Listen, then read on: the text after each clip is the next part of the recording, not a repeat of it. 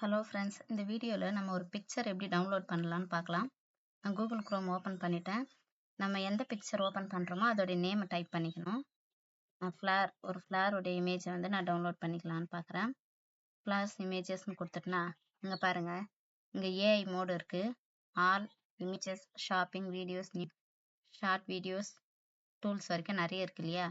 இப்போ எனக்கு இமேஜஸ் மட்டும்தான் வேணும் அப்படின்னா இங்கே இமேஜஸ் கொடுத்துக்கலாம். இங்கே ஒன்லி இமேஜஸ் மட்டும்தான் வரும். இதில் நீங்கள் வீடியோஸ் கொடுத்தீங்கன்னா வீடியோஸ் ஃபுல்லாக வரும்.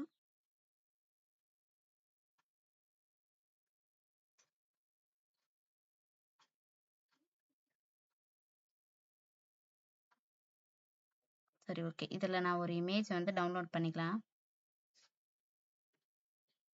இந்த ரோஸ் இமேஜ் வந்து நான் டவுன்லோட் பண்ணிக்கிறேன். அது மேலே வச்சு ரைட் கிளிக் பண்ணணும். ஓகே, அப்போ கொடுத்த வீடியோஸ் இப்போ தான் ப்ளே ஆகுது. இப்போ அது ரிலேட்டடான வீடியோஸ் மட்டும் வருது பாருங்கள். இப்போ இமேஜஸ் போயிடுறேன். ஓகே, இப்போ இந்த ஃப்ளார் மேலே வச்சு ரைட் கிளிக் பண்ணிக்கலாம். சேவ் இமேஜஸ்ன்னு ஒரு ஆப்ஷன் வரும். ரைட் கிளிக் பண்ண பிறகு சேவ் இமேஜஸ் அதுக்குள்ளே போயிட்டு நம்ம எந்த லொக்கேஷன் சேவ் பண்ண போகிறோம்னு பார்த்துக்கலாம். நான் பிக்சர்ஸில் வைக்கிறேன். பிக்சர்ஸில் ஃப்ளார்னு வைக்கிறேன். ஃப்ளார் 1 ஆல்ரெடி ஃப்ளார்னு இருக்குது.